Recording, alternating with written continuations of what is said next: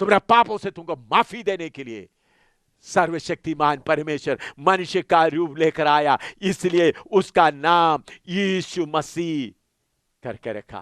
प्रभु का धन्यवाद हो। यीशु मसीह आपका और मेरा उद्धार कराने के लिए आया। और दूसरा, यीशु मसीह का जन्म भी परमेश्वर गुप्त रखा था। अभी मत्ती 1 का 18 से लेकर 25 तक पढ़िएगा।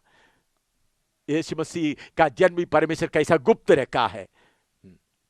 अब यीशु मसीह का जन्म इस प्रकार से हुआ कि जब उसकी माता मरियम की मंगनी यूसुफ के साथ हो गई, तो उनके इकट्ठे होने से पहले वह पवित्र आत्मा की ओर से गर्भवती पाई गई। सो उसके पति यूसुफ ने, जो धर्मी था और उसे बदनाम करना नहीं चाहता था, उसे चुपके से त्याग देने की मनसा की। जब वह इन बातों के सोच ही में था, तो प्रभु का स्वर्गदूत उसे स्वप्न में दिखाई देकर कहने लगा, हे यूसुफ, दाऊद की संतान, तू अपनी पत्नी मरियम को अपने यहाँ ले आने से मत डर, क्योंकि जो उसके गर्भ में है वह पवित्र आत्मा की ओर से है। वह पुत्र जनेगी और तू उसका नाम यीशु रखना, क्योंकि वह अपने लोगों का उनके पापों से उद्धार करेगा। यह सब कुछ इसलिए हुआ कि जो वचन प्रभु ने भविष्यद्वक्ताओं के द्वारा कहा था वह पूरा हो, कि देखो, एक कुंवारी गर्भवती होगी और एक पुत्र जनेगी और उसका नाम इमानुएल रखा जाएगा, जिसका अर्थ यह है, परमेश्वर हमारे साथ। सो यूसुफ नींद से जागकर प्रभु के दूत की आज्ञा अनुसार अपनी पत्नी को अपने यहाँ ले आया, और जब तक वह पुत्र ना जनी तब तक वह उसके पास ना गया, और उसने उसका नाम यीशु रखा। मेरे प्यारों, एक खास बात समझिएगा। मैंने पहले बोला भक्ति का भेद गंभीर है। परमेश्वर अपना काम गुप्त करके रखा है, जो ढूंढने वाला उनको समझ में आए। पहले ही बोला था स्त्री का वंश आएगा, कुमारी गर्भवती होगा। तो शैतान पीछे पड़ा हुआ था, इस कुमारी कौन है कौन है। तो सर्वशक्तिमान परमेश्वर क्या किया, एक कुमारी को चुन लिया जिसका नाम मरियम है, उनको मंगनी करवाया। मंगनी करवाने के बाद वो शादी के लिए इंतजार करने के समय में पवित्र आत्मा के द्वारा मरियम गर्भवती हो गई। तब यूसुफ को मालूम हो गया, किसी ने बताया तुम्हारा पत्नी गर्भवती, मंगनी किया, गर्भवती हो गई। उन्होंने चलो चुप कर उसको त्याग दे। लेकिन स्वप्न में स्वर्गदूत आया, उन्होंने बोला उनके अंदर जन्म हुआ है, उनके गलत तरीका से नहीं, परमेश्वर के तौर से हुआ है। तब यूसुफ को उसको माना, उस बात को माना। याद रखना, मरियम गर्भवती होकर यीशु को जन्म देने तक यूसुफ उनको शरीर को छुआ नहीं। यूसुफ जाकर उनके साथ कोई सेक्स या संभोग नहीं किया, क्योंकि मरियम को परमेश्वर की तरफ से स्वर्गदूत बोलने के कारण अलग तरीके से रखवाली करना था। इसलिए याद रखना, यीशु का जन्म मरियम के पेट में आने के बाद यूसुफ उनके साथ कोई संभोग नहीं किया, उसके पहले भी कोई संभोग नहीं किया। मरियम पवित्र कुमारी बन गई रही। बच्चा पैदा होने तक यूसुफ जिसको मंगनी किया, उन्होंने भी उनको छुआ नहीं। उन्होंने बच्चा जन्म देने के बाद यीशु को पीछे मरियम के पास यूसुफ गया और उनका बच्चा हुआ। पढ़िएगा मरकुस 6:3 पढ़िएगा, मरकुस 6:3। क्या यह वही बढ़ई नहीं जो मरियम का पुत्र और याकूब और योसेस और यहूदा और शमोन का भाई है? क्या उसकी बहनें यहाँ हमारे बीच में नहीं रहती? देखिए, बहुत लोगों को मरियम के बारे में का ज्ञान ठीक नहीं है। कुछ लोग सोचते हैं, रोमन कैथोलिक लोग ऐसा ऐलान किया है, यीशु को जन्म देने के बाद मरियम को स्वर्ग में उठा लिया गया कुछ साल इधर रहने के बाद। झूठ है। यीशु का जन्म देने के बाद यूसुफ मरियम के साथ संभोग किया। सुन लेना, यीशु का जन्म देने के बाद यूसुफ मरियम के साथ संभोग किया और उनको 4 बेटा जन्म लिया और बेटियां भी। इसलिए मरियम को पूजा करने वालों, जो मरियम को आप पूजा कर रहे हो वो यीशु को जन्म दिया हुआ नहीं, बल्कि आसमान का रानी बोलकर निम्रोद के समय से आने वाला दुष्टात्मा है। असली मरियम जिनके द्वारा यीशु जन्म लिया, यीशु जन्म के बाद उन्होंने यूसुफ का पत्नी बनकर रही और उनको 4 बेटा हुआ और बेटियां हुआ। उन्होंने भी पवित्र आत्मा के लिए इंतजार किया। उनको जिंदा आसमान में लेकर गया नहीं।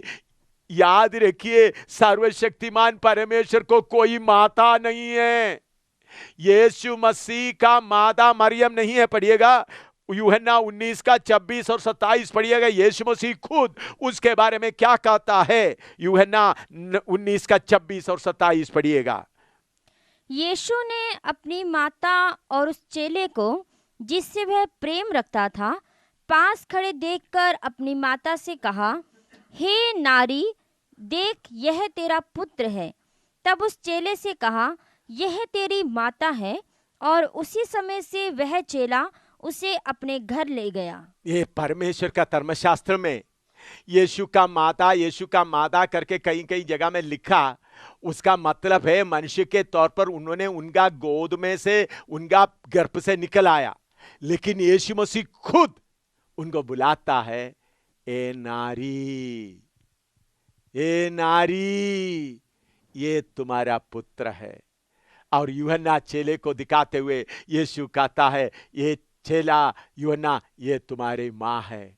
मेरे प्यारों, असली में परमेश्वर, सर्वशक्तिमान परमेश्वर मरियम का गर्भ को 9 महीने के लिए उधार लिया था। मनुष्य का रूप में आने के लिए एक गर्भ का जरूरत था। न, अगर परमेश्वर अचानक तौर पर आएगा तो सब डर के मारे उनके पीछे पड़े रहेंगे।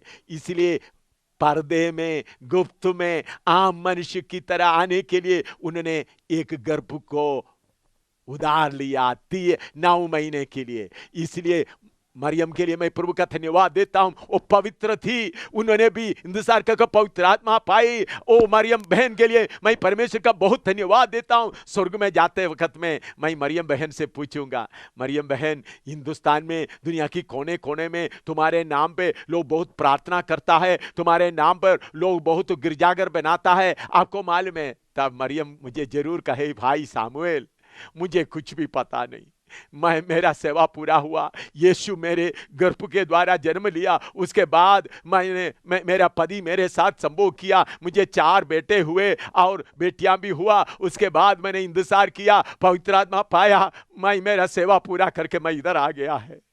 उस सर्वशक्तिमान परमेश्वर मेरा गर्भ को 9 महीने के लिए उधार लेने के लिए मैं उसको धन्यवाद देता हूं।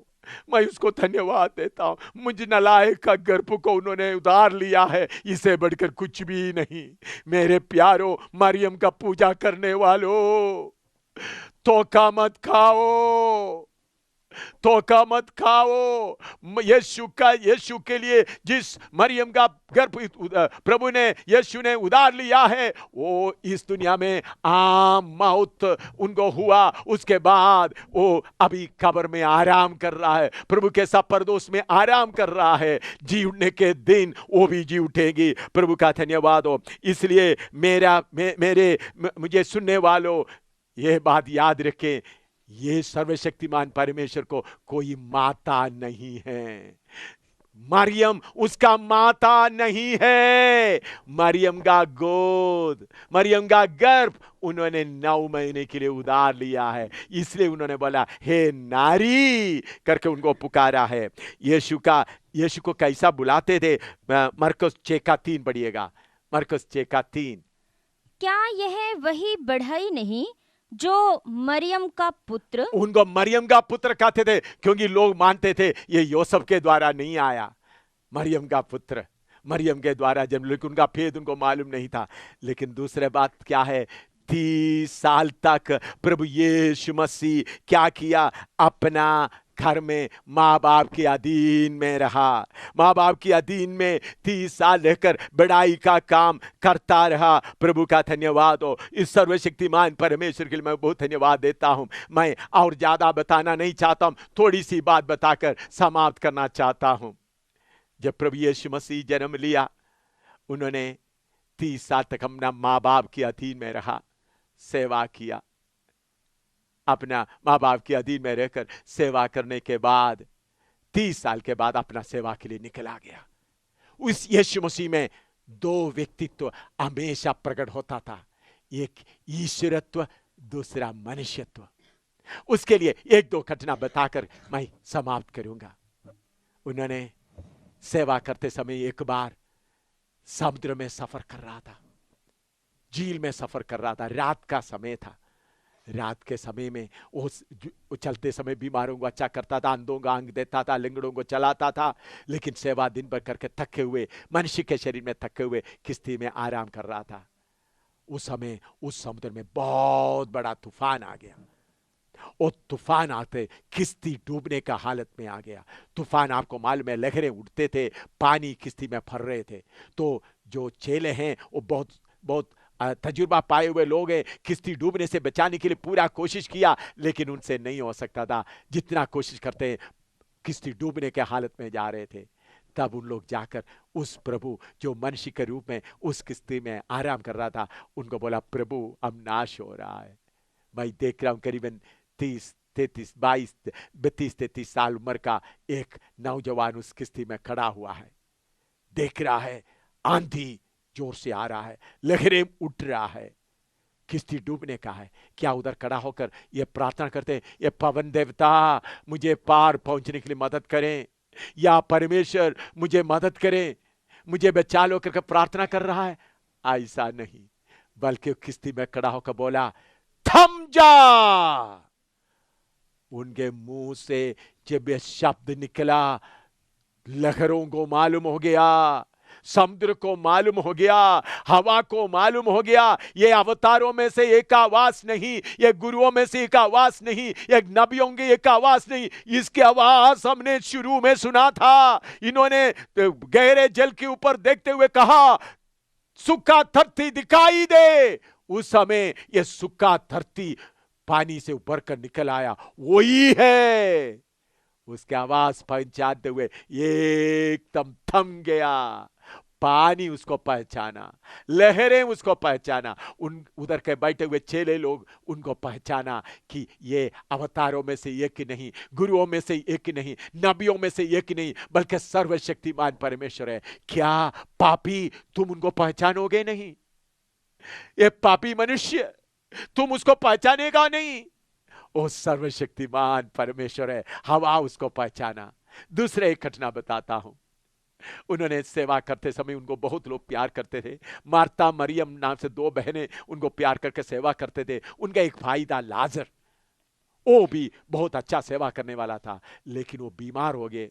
बीमार होते समय उनको खबर मिला, लेकिन उन्होंने उधर नहीं पहुंचा।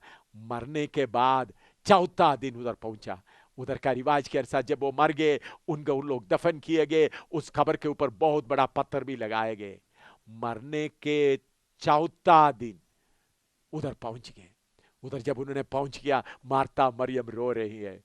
ये प्रभु जो मनुष्य का रूप के कारण उनके दुख को देखकर उनको भी दुख आ गया। आपका भी दुख देखकर वो भी उनको भी दुख आता है। मनुष्य का रूप, मनुष्यत्व उनके अंदर आने का उन्होंने उनके सामने रोया। फिर उसके बाद बोला, मुझे दिखाओ किधर रखा है। उधर ले गया तो कब्र के ऊपर बड़ा पत्थर रखा। उन्होंने बोला, पत्थर को हटा दो। तब मरियम ने कहा, मरियम ने, बाकी लोगों ने कहा, देखो इसको दफन करके 4 दिन हो गए, अभी कितने बदबू आएंगे। लेकिन उन्होंने बोला, हटाओ। कब्र हटाया, कब्र से पत्थर हटाया। उधर से खड़ा होकर उन्होंने बोला, लाजर बाहर आ जा। मौत उनका आवाज को पहचान लिया। एकदम लासर, मरा हुआ लासर जिंदा होकर बाहर आ गया। प्रभु का धन्यवाद हो, मौत उसका आवाज को पहचान लिया। याद रखना, अभी आप उसका आवाज को पहचाने को तो अच्छा है, लेकिन एक दिन आने वाला है। मैंने पहले भी आपको बताया था, आपका अदालत के सामने खड़ा होने के समय में उन्होंने कहेगा, ए मनुष्य के संतान लौटा। मैं इसके पहले आपको कहा है, वो उस दिन में आपको वापस आना पड़ेगा। मौत उसको पहचान लिया। प्रभु का धन्यवाद हो। एक दूसरा एक घटना बताकर मैं समाप्त कराऊं, वो कितना दयालु है। एक बार उन्होंने ऐसा चलते चलते गांव में जाते समय में नईम नाम गांव में पहुंचा। एक छोटा सा शहर था। तो नईम उसका गेट के उसके पहुंच गया तो एक बहुत बड़ा जुलूस आ रहा है, आरती को लेके आ रहा है। एक मरा हुआ नौजवान का आरती को लेके आ रहा है। उनके उधर के रिवाज के अनुसार उनको लाश को दफन करते थे। सामने कुछ लोग बाजे बजाकर दुख का गीत गाते गाते चलता है। उसके पीछे भीड़ भी होता है। ये आरती के पीछे ये नौजवान का आरती के पीछे उनका विधवा, वो भी रोती रोती चल रही है। मैं सोचता उनका कहानी इस प्रकार होगा। वचन में पूरा ऐसा खोल कर नहीं लिखा, लेकिन मैं सोचता हूं ऐसा होगा। ये बहन जब अपना पति और बच्चे के साथ रहते थे, खुशी से रहती थी, लेकिन अचानक उनका नौजवान पति बीमार होकर मर गया।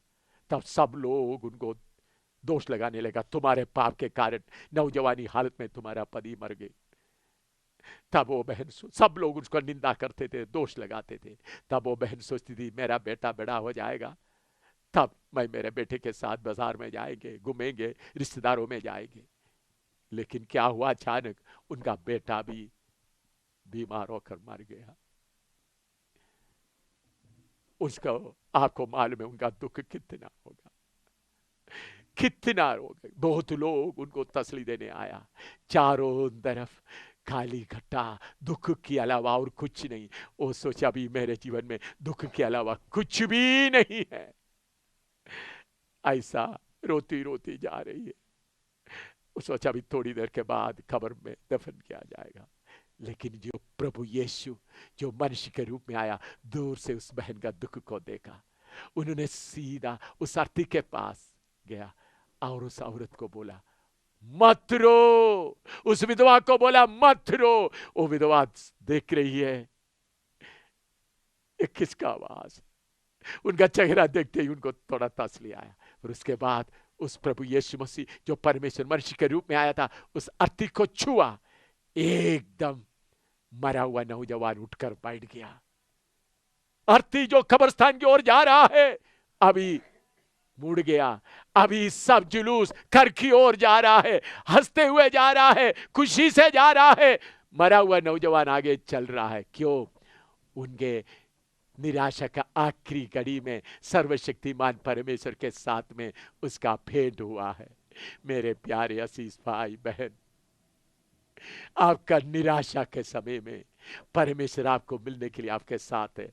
आज आप अभी निराशा में बैठे हुए हैं, दुख के साथ बैठा हुआ है, इस परमेश्वर को पहचानो। अभी हमारा बहन लोग 2 कोरस गाएंगे, पूरा गीत नहीं, थोड़ा सा ही गाना है, दो स्टैंड सा गाना है, थोड़ा सा गीत गाएंगे, फिर मैं आपके लिए प्रार्थना करेंगे। याद रखें, ये सर्वशक्तिमान परमेश्वर कितना महान परमेश्वर है। आपके लिए कैसा उन्होंने इस दुनिया में आया, आसमान का सारे महिमा छोड़कर मनुष्य का रूप धारण करके आया। आइए उस गीत को सुनिएगा। ओ आकाश और सूर्य चंद्रमा स्तुति करो सारा भूमंडल।